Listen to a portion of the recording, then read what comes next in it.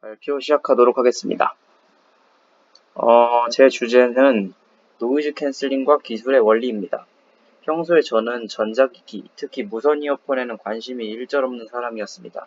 그 이유는 무선 이어폰은 그냥 줄이 없는 이어폰일 뿐이고 심지어는 평소에 이어폰도 잘 사용하지 않을 뿐더러 귀에 뭔가를 꽂고 있다는 이물감으로 불편하고 줄 있는 이어폰이랑은 다르게 심지어 충전까지 해야 돼서 귀찮다. 쓸 거면 차라리 헤드셋이 100배나 낫다라는 무선 이어폰에 대한 좋지 않은 생각을 가지고 있었습니다. 하지만 제 친구 중에 전자기기에 관심이 많은 친구가 있습니다.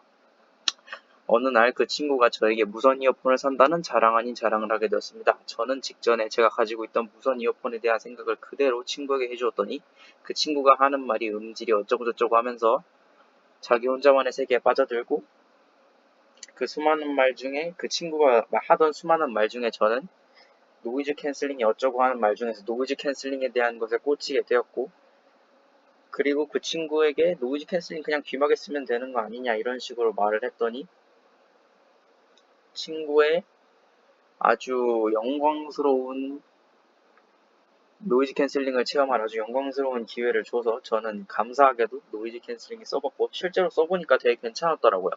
그래가지고 노이즈 캔슬링의 원리가 무엇일까 하고 궁금해서 검색을 해보았더니 여기에 옆에 있는 연관 검색어처럼 삼각함수와 연관이 된다는 것을 발견해서 이번 주제로 삼게 되었습니다. 이 주제와 관련된 이론에는 풀이의 변환과 파동의 성질 중 하나인 간섭이 있는데요.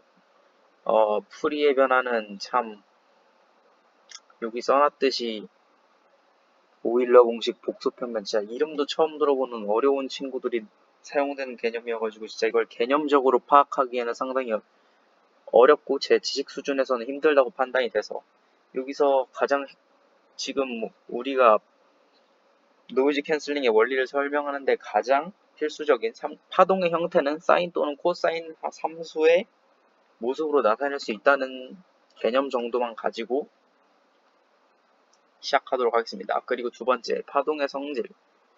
파동의 성질, 간섭에 대해서 말씀해 드리자면 파동은 어느 점에서 생긴 진동이 뒤로 퍼져나가는 현상으로 풀이의 변환에서 말했듯이 파동은 사인 함수 형태로 표현이 가능합니다. 그럼 다음으로 파동의 간섭에 대해서 설명하자면 종류가 같은 두 개의 파동이 서로 만날 때 위상의 차이에 의해서 상쇄되거나 보강되는 현상을 의미합니다. 위상차란 무엇일까요?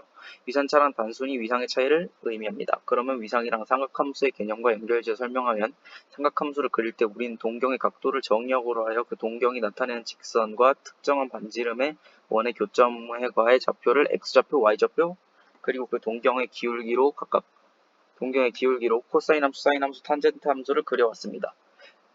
여기서 위상은 특정한 정의역에 대응하는 삼각함수의 함수값 정도로 말할 수 있습니다.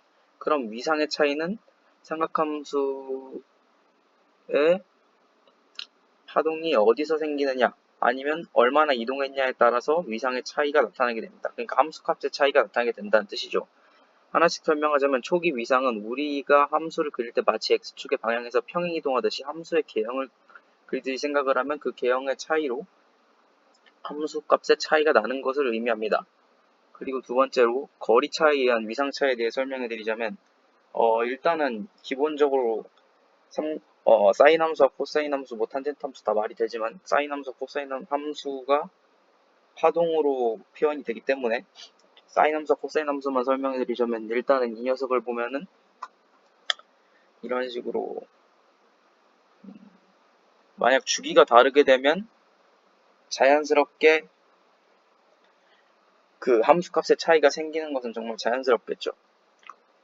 그래서 그림처럼 이런 식으로 보게 되시면 얘는 처음부터 어디부터 파동이 생겼는지가 다르기 때문에 위상의 차이가 생긴 것이고 주기는 얼추 같아 보이지만 만약 주기도 다르다면 당연히 다르겠죠. 그러면 이런 식으로 위상의 차이가 생기면 상쇄 때는 파동의 아주 신기한 성질 중 하나인 같은 종류의 파동끼리 만나면 합쳐지거나 그러니까 보강되거나 상쇄된다는 성질이 있습니다. 그래서 그 성질에 따라서 그러니까 이 성질을 다시 그림으로 표현해서 설명을 하자면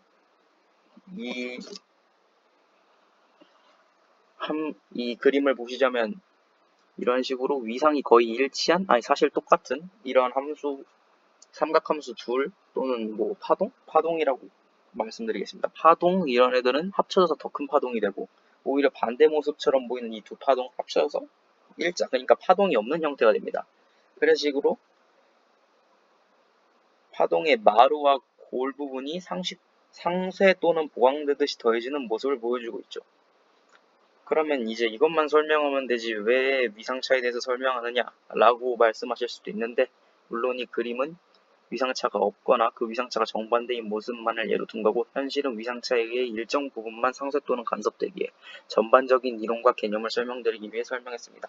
그러면 이제 이 방금 전에 설명했던 파동의 성질 간섭을 주로 말씀드려서 왜 노이즈 캔슬링이 가능한가에 대해서 말씀드리도록 하겠습니다. 노이즈 캔슬링은 파동의 성질 중에 간섭의 성질을 활용하는 기술입니다. 여기서 볼 수 있는 것은, 그러니까 이 사진에서 볼 수 있는 것은 종류가 같은 두 개의 파동이 서로 만날 때 위상의 차이에 의해서 상쇄되거나 보강되는 현상이라는 간섭의 정의에 따라서 이 대부분의 우리 귀에 들어오는 소음은 음파, 즉 소리입니다.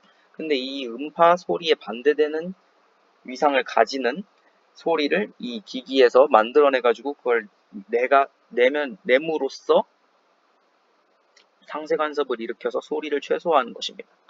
저는 이 조사를 통해서 파동의 완전 기초를 배웠던 중학교 때의 희미한 기억을 다시 한번 고등학교에 배웠던 삼각함수와 접목시켜 되살린 것이 가장 신선했고, 그리고 이 보고서를 작성하기 위해 파동의 성질 중 하나인 간섭을 조사하게 되었는데, 조사를 할 당시에는 간섭 하나 알기 위해서 여러 가지 추가적인 조사를 많이 했습니다.